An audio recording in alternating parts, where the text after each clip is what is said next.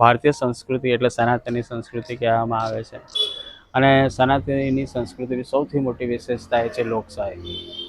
મતલબ કે જે સનાતનની સંસ્કૃતિ જે આપણી રહેલી છે એની વિશેષતા લોકશાહી પર છે. એટલે એનો મતલબ એ થયો લોકશાહીનો અર્થ શું છે? તો ભારત જે સનાતનની સંસ્કૃતિને માનનારા છે પોતપોતાના ઈચ્છિત દેવી દેવતાને પૂજા કરી શકે છે. એ જ આપણા ધર્મની સૌથી મોટી બુનિયાદી પાયો છે. અને આ વિશેષતાના કારણે ભારતીય સંસ્કૃતિ જે છે એ વિશ્વમાં પ્રસિદ્ધ છે અને ભારતની અંદર વિવિધતામાં એકતા રહેલી છે. ઓકે, આ તો આપણે ભારતીય સંસ્કૃતિની વાત થઈ, પણ ખાસ વિશેષ આજે હું તમને જે એના માટે વાત કરવાનો છે કે આપણે નૈનપુર આગળ માતા શ્રી બુટ ભવાની માતાનું મંદિર આવેલું છે અને આ મંદિર જે છે એમાં અમે ઘણા ટાઈમથી આવીએ છીએ. પણ આ જગ્યાની ચોક્કસ વિશેષતા રહેલી છે અને એ વિશેષતા એ છે મનની શાંતિ. દરેક મનુષ્યના જીવનમાં સૌથી મોટી જે શાંતિ રહેલી છે મનની શાંતિ હોય છે. આ જગ્યાની કોઈ ચોક્કસ વિશેષતા છે એવું અમારું માનવું છે અને અમે પણ ચોક્કસ શાંતિનો અનુભવ કરીએ છીએ. એટલે અમે અહીંયા અવારનવાર દર રવિવારે આવા પ્રયત્ન કરીએ છીએ અને અમને મનની શાંતિનો અનુભવ થાય છે.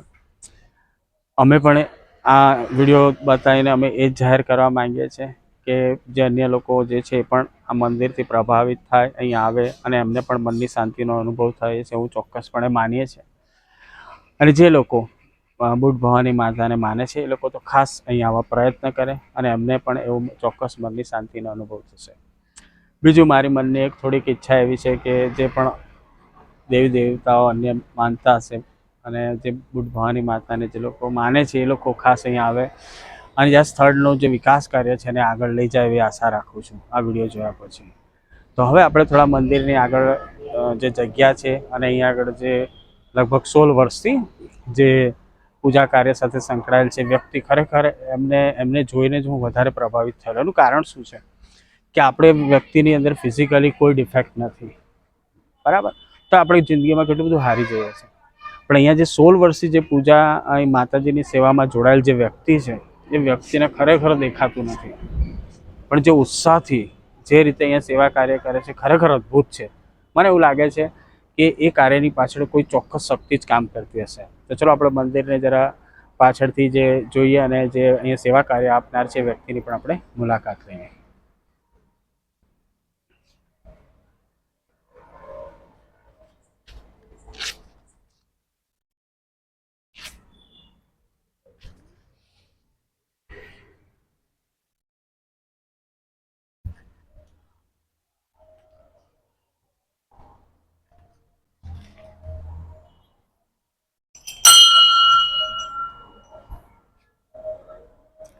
બોલો શ્રી બુટ ભવાની માત કી જય.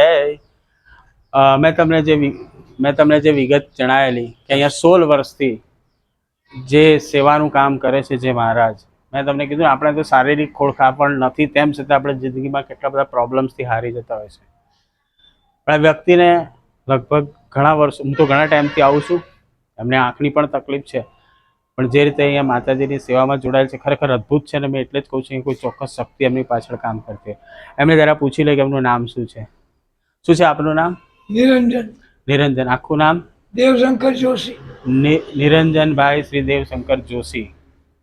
અને અમે જ્યારે પણ આવીએ છીએ ત્યારે વ્યક્તિને મળીને જઈએ છીએ મહારાજને, અને એમની જે સેવા ભક્તિ ખરેખર અદ્ભુત છે.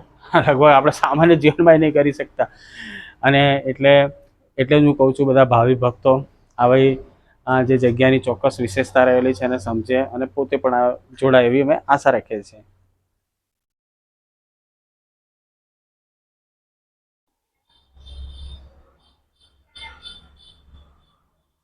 એટલે ક્લિક કર્યું છે લાલ કલરનું બટન વિડીયો આમ